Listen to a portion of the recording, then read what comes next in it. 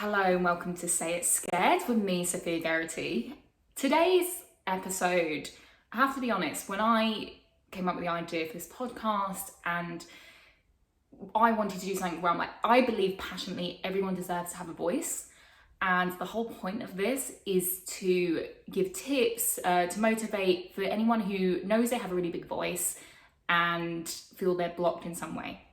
So when I came up with the idea for this, it was all going to be really positive, really feel good, and all kind of about tips and tricks and like very wellness. And then I was out for a run yesterday and I was listening to a podcast, just checking there we go, my mic's on. And I was out myself listening to a podcast and something came up in that podcast that made me think about social class. And as soon as that came up, I was like, oh my God, I need to talk about this. And this is going to seem slightly heavier and more political than what I intended this content to be and what we often see a lot in like the wellness and self-development space, but I think it's really important to talk about. So if I'm looking at my own personal journey with having a voice and public speaking and even my job as a journalist and presenting and debate club and anything I've done like that, one of the biggest blocks, I'm about to hiccup, so here you go, what is this telling me? One of the biggest blocks I've had to overcome is social class. And I have to be honest, if I still lived in England, I don't think I'd be talking about this, because for a long time I had so many emotions and hurt and pain around this.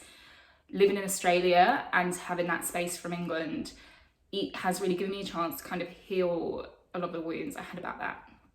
So I don't like to lump myself into a social class, and I personally don't like to lump anyone into social class because I think this is a really backwards way of labeling people.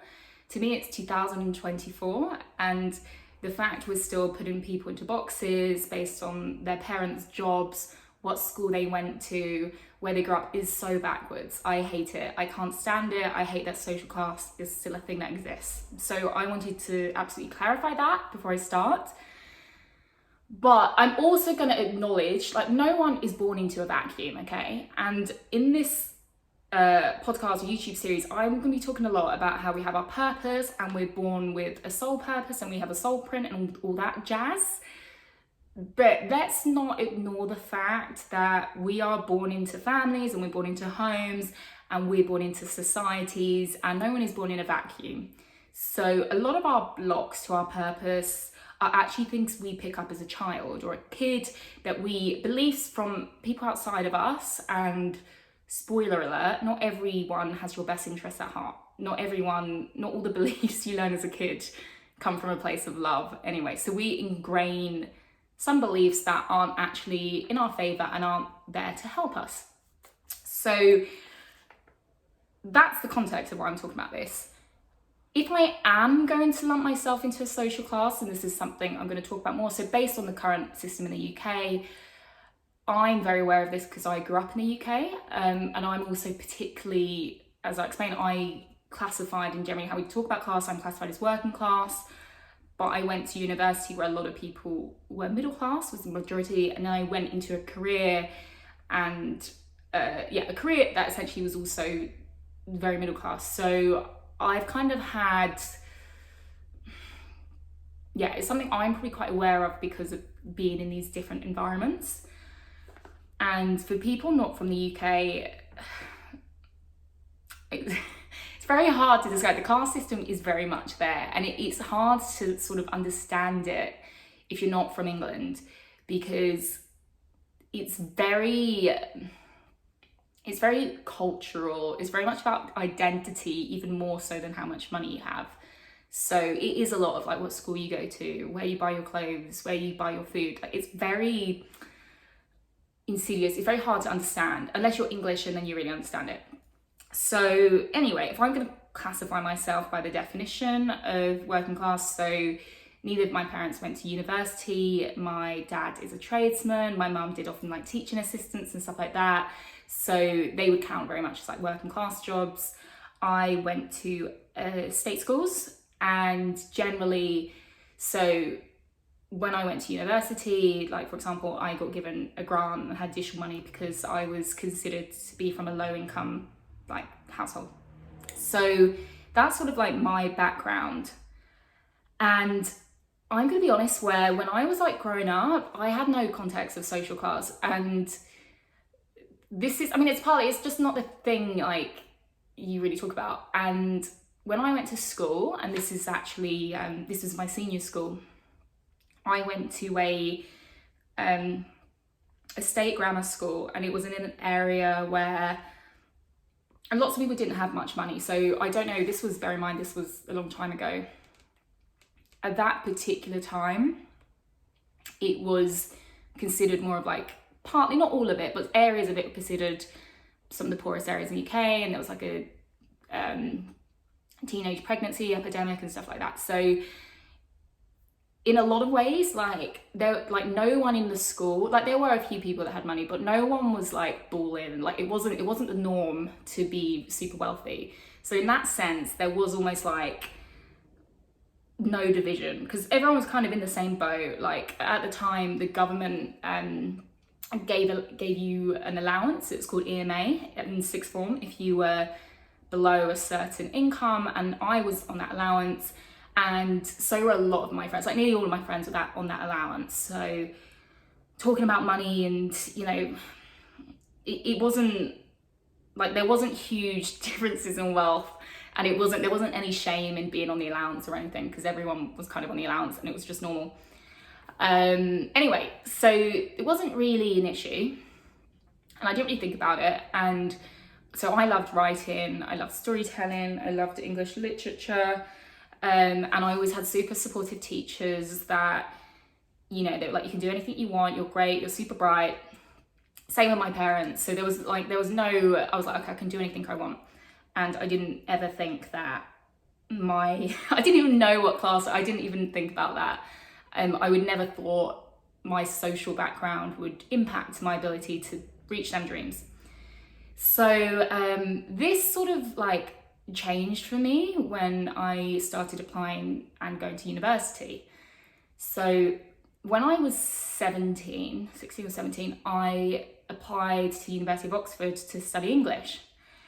And I always had really good grades in English, and I got told by teachers, like, you know, just work hard, carry on working, you can get to where you want to go. And so I got the grades at GCSE, I got very high GCSE grades, and then I applied to Oxford. When you apply for Oxford, you have to do an entrance test and you have an interview. So, and you have to have obviously top grades. So I had the top grades, I did the entrance test, and I got an interview, which obviously I was thrilled about. So I got an interview at the University of Oxford, which, bear in mind, like I said at the beginning, neither of my parents went to university. Like this was really huge to me. Like this was really big, like wow. So I got an interview to the University of Oxford, and when you get an interview to Oxford or Cambridge, you go there for like, I think it's 2 nights. So you get to meet people, you get to like be in Oxford or Cambridge for a bit, and you do your interviews with the professors there. So I was thrilled. So I went off to Oxford, I think it was like the end of the year. I remember it being quite cold. And, you know, absolutely incredible. I get to like live in these historic buildings for like 2 nights. It's amazing. And I loved the atmosphere. I just really enjoyed it. And then I started like speaking to other people at the interviews, and I just want to say, like, this isn't reflective. Oxford is like split into colleges, and it's all different subjects, so this isn't necessarily reflective of the entire university. But when I started like speaking to people at my interview, I kind of like started to notice that most people were a lot richer than I was, like a lot richer than I was. Like a lot of the kids went to schools where the school fees on an annual basis were more than my parents earned in a year. I obviously didn't know that at the time, but when I look back, so I started to notice like there were people that had like flown in from Singapore, like all over the world. Like I was like, okay, people quite posh here, like people quite posh. And then I was like chatting to people, And to me, like getting into Oxford, like we had maybe one person a year, 1 or 2 people that went to Oxford or Cambridge, and it was like the biggest thing in the world. Like we're not quite as unlikely as winning the lottery, but kind of like up there. Loads of these kids, like their siblings went to Oxford or Cambridge, like they knew their friends, like loads of people in their school. They knew, like, I can't even remember if I had other people from my school at the end. I think I must have, but they knew like loads of people there. So I was starting to be like, okay, like I'm feeling really poor now. And it was little stuff. So we did, I remember the evenings, like we did a quiz. It was like I thought I'd make this video and I'd be crying, and I'm actually finding it all quite funny. We did a quiz, and it was meant to be a fun quiz and a team building quiz. And I swear to God, like all of the lessons, all of the questions were like questions about Latin language and classics. And I was like, oh my God, like this just isn't the kind of general knowledge I know. So anyway, that was one thing. And then we started going out for drinks and stuff like that. And I started to notice there was a girl, and I remember her so clearly. And I swear to God, if you've ever imagined a female version of Draco Malfoy, like she wasn't blonde actually, she had really dark hair, but she had like really like dark hair, and then she had like this bright red lipstick, which actually I do love bright red lipstick, so we give her that. But she had like this really drawling, posh voice. And I remember she was going, like there was a group of us all in a circle at the pub, and she started like going around the circle, and she was asking everyone what school they went to. And I had noticed this a lot as well. So every person you met basically asked you what school you went to. And I found this really weird at the time, because like if I was out and about, like where I grew up, it was just not like, you didn't talk about school. Like that's just not, like you might say, oh, they go to that school, but it wasn't like the first thing you asked someone ever. And this girl was like going around the circle being like, what school did you go to? And what school? And I was like, okay, this is a bit weird, but I didn't really get what was going on. And then if someone like went to certain schools, so if people like went to a school she hadn't heard of, she was just like moved on. And then if they went to a school she had heard of, she was like, oh my God, do you know so-and-so? Do you know like Felicity or something? And they'd be like, oh my God. And they would start talking about that. And I started to realize then, I was like, okay, like, and obviously she had obviously never, ever heard of the school I went to, but there were certain schools that a lot of people at the interview had been to. Westminster was, for example, one of the big private schools in London that the name kept popping up, and they had tens and tens and tens of people at Oxford interviewing. I can't remember how many, but it was a lot. So I started to kind of pick up on what was happening, and then one girl who was an absolute legend, when the girl got to her and said, what school do you go to? This girl was like, I went to a tiny state school in Sheffield and you wouldn't have heard of it. And I know, she was amazing. And that was when I realised like what was going on. And I started to realise why people were asking what school you went to, because basically it was like, do we know the same people? Are you worth knowing? And if you went to like a state school that no one heard of, you weren't in that club and you weren't worth speaking to or listening to. And that was kind of like the environment. And not everyone was like that, just to clarify. There wasn't everyone like that, but that was kind of something I picked up on. And then there were other things as well. So there was, for example, when we were talking, like one of the girls knew, not the subject she was interviewing for, but she was family friends with one of the professors at Oxford, and this professor had been like helping her with interviews and stuff like that. So there were people like, it was very much in their social bubble to, I guess, like be friends with the sort of people who are teachers at Oxford. And I think the other thing, so this thing was probably like one of the things that was most kind of difficult, was so as part of the interview, you had to analyse a poem blind. So you got given this poem, and it was one you'd never seen before, and you have to go and analyse it and say what it's about. So it's a blind text, so you can't really, the idea is you can't prepare for it. It's all like your skills of analysing literature. So when I went for the interview, we did the poem, and I'd never seen this poem before in my life. I had no idea what was going on, but you know, I did my best to try and figure out the rhythms and things like that. And then I came out the interview, and a lot of the other people who'd done the same interview, they were like, oh, I'm so happy it was that poem. And I don't remember what poem it was, but basically a lot of the other people had studied that poem before and were very familiar with it. And again, I had never seen that poem in my life. So this was like one of the first examples I had where because I had always grown up like loving books, and when I studied English at school, like a lot of writers we studied, and again, this is an issue. If you ever want to be like a writer, a storyteller, don't study English literature, because it will easily put you off, because a lot of like the writers I studied, you know, they were all like, England's not known, its history's not known for being particularly diverse, is it? And a lot of these writers and great people you look up to all were very wealthy, and I did not see myself in them writers. And I think that experience kind of further cemented that. I was like, okay, well, I don't belong.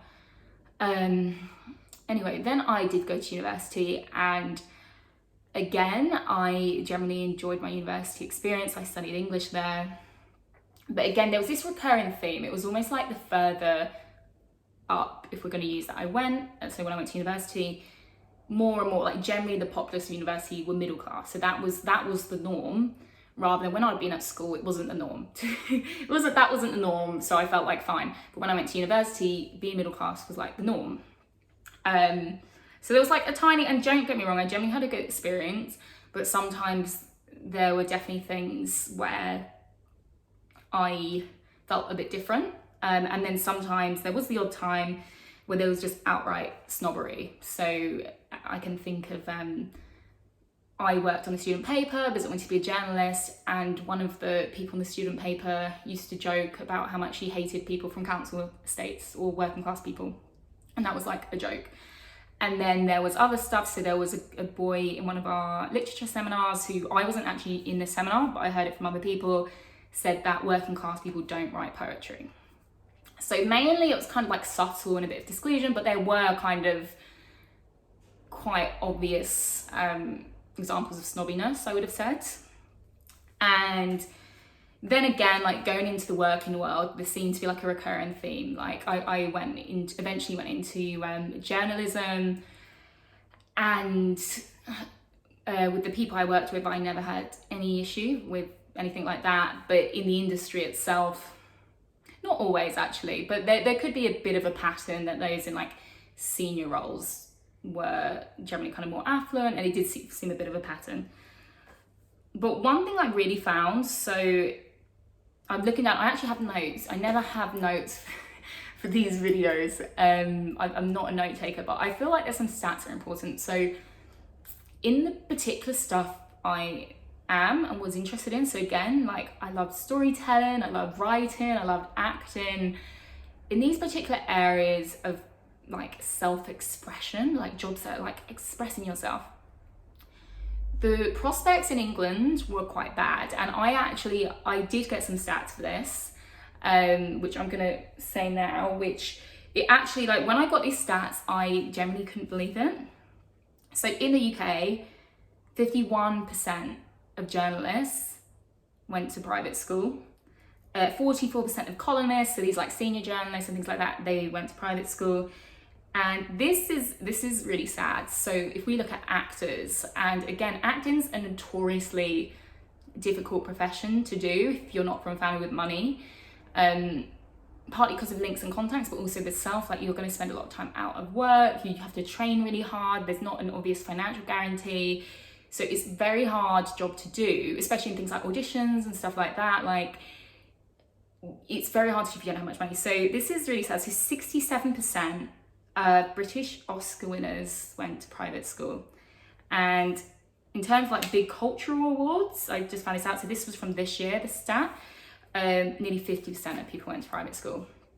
So these are the stats. My personal experience of this was that I would see someone I admired or that I looked up to, and maybe it was an actor, writer, or journalist, and I'm not going to detract from their obvious talents and skills, because it, you know, whatever your background, you still have to work on them skills. So it doesn't devoid them of their achievements at all. But what would happen is I'd find these people I admired and I loved their work, like artists, writers, things like that. And then I'd want to find out more about them, and then I'd go on their Wikipedia pages and stuff like that. And nearly always they went to private school. And the message I kind of got was like, okay, well, like this isn't for me. And then if on the opportunity, on the odd chance they did like have a, this was very rare actually, but in the odd chance that they did have like a ish similar background to me, I'd be so excited. I'd be like, oh my God. Like, I was like, it can happen. So yeah, social class is a really big one, and I wish it wasn't, unfortunately. But if you did grow up in like somewhere like the UK, if you're someone who wants to have a voice, and obviously I'm not even, like, I'm sure if we go into politics, I don't even have the stats for politics, but if we look at like that sort of leader, then I know it's quite middle class, private school dominated. So anyway, that's the problem, kids, that's the problem. But we're not going to start going all hammer and sickle and kind of trying to burn stuff down, at least not yet. But I want this to be positive, so I want to talk about how to overcome this. And I have a note here. I've become a note person. It's really strange because I'm always like just go with the flow, and then with this I was like, I need my bullet points, and it's very unlike me. But I put acknowledge the disadvantage, but know you can overcome them. And I think this is really important because look, if we don't acknowledge that not everyone is born into the same environment, then we're dismissing the injustice in our societies, and that's wrong, and we're dismissing people's emotions. So we're all born in different environments, and I've mentioned, for the sake of this video, I've mentioned some of the ways I'm disadvantaged. There's a million ways that I've been advantaged, and generally we grow up with these social constructs of what people's values are, and I dislike all of these, but unfortunately, like, we do learn about these. And there's certain things, like I'm able-bodied, for example. I've never, English is my native language, for example. All of these things put me at a huge advantage, maybe over someone who English isn't their first language. So I just did want to acknowledge that. We can all acknowledge that we all have barriers working against us from where we want to go. That we're not all born into a level playing field, and acknowledge that. That is the truth of the matter. But I also believe that we have the power to overcome these barriers. And I really believe that if you can dream something, like, this is what I see with purpose. If you can like dream, if you can see yourself doing something, if you have a desire to do something, you can do it. Like, that dream is there for a reason. So the fact you can dream it, stuff like that, it means you can do it. And I think the power, something I found useful is, you've got all these social constructs and things like that. You've got these people that don't want you to succeed. You've got societal norms. You've got all these horrible stats I talked about a few minutes ago. And then you also have the drive within you that's like, I can make this happen. I can do what I want. Like, I've got this vision. The trick is to make the second one, the drive, the vision, louder than the first. Like, think about it like this. So you've got 24 hours in the day. You can spend that time reading content, engaging with people that reinforce these societal beliefs that are stopping you, that are hurting you, that are stopping you from achieving what you want to dream. Or you can consume content, you can read things, you can look at people that tell you, that build links in your brain, that the thing you want is possible. You can actually spend your time, like, say for example, I don't know, like, you want to be an actor or whatever it is, like, rather than like reading and focusing and being like, oh my God, like I was doing at a stage, like, rather than being like, oh look, this person went to Oxford, this person like this. Instead, I can actually focus on being the best actor I can be, if that's what I want to do. I can like put all my energy, I can acknowledge the barriers, but I can put all my energy into finding a way, because there's lots of different ways to do stuff in life. And sure, like, maybe, yes, it's a straight line if you're from a super privileged background, but that doesn't mean you cannot get there if that straight line isn't available to you. The other thing is to find examples. So there's that saying, which is like, if we can see it, we know we can do it. And I think we've spoken, like, as a society, we speak about this a lot more at the moment, which is like how important it is to see someone similar to you succeeding. So yeah, there's probably going to be less examples, potentially, depending on what you want to do. but they still exist. They definitely still exist. There's still people out there. I've known people that don't have any advantages and they've just worked so hard, they've had all this self-belief and they've still got there, right? Maybe it's taken them longer, maybe whatever, but focus on these people. Like, focus on these people. Stop building your brain, building your memory banks with like people that don't reinforce that. And I've got to do the inner work, like all that basically is. I've got a really good friend of mine and she's great. She just looks in the mirror and she's like, she only has to answer to herself. And I think that's amazing. Your most important relationship is with yourself. And there's going to be plenty of people that are like, who the hell is she or he or whoever? Who do they think they are? Why do they think they deserve a voice? Are they deluded? Are they completely bad? There 100% will be these people, 100%. And a lot of them are just projecting their own views onto you. And we see this a lot because in this social hierarchy we've been taught, which is absolute rubbish, there is no hierarchy. Hierarchy shouldn't and doesn't exist, but we've certain people in society and we've been taught reinforce this idea of a hierarchy. So if people at some stage in this hierarchy or higher up see someone else below them in this hierarchy, whether it's because of their gender or race or whatever it is, doing what they want to do, they hate it. They really hate it. And they're going to project all of their pain and insecurities onto you. Just ignore them. The only person you need to answer to is yourself. And it's building that relationship with yourself where you're pursuing your dreams. And any action is better than no action. And like I said, I remember I don't want to be an actor anymore, but when that was one of my dreams, I would spend all my time looking at Wikipedia pages and, like I say, being like, oh, they won the Oscar, but they're from this background, they're from that background, blah, blah, blah, blah, blah. Instead of wasting my time doing that, just focus on the work. Like, just literally, like, if you had like an hour spent in your time, you could spend that hour learning technique and skill, or you can spend that hour looking at all the different reasons where you can't achieve what you want to do. So yes, to finalize with social class, yes, it exists. We wish it didn't exist. It's so backwards and frustrating, and my God, it's 2024. Please just end. But still you can overcome it. Nothing can stop you. Think how powerful purpose is. Like, it's been shown again. If you have a really strong purpose to do something, there's very little that can stand in your way. So yeah, this is the end of the video. I was going to have a nice sign off there, but I used all my articulation for the rest of the video. But if you enjoyed this, then please subscribe. I'm going to be making lots more content about common blocks and how to overcome them and find your own authentic voice.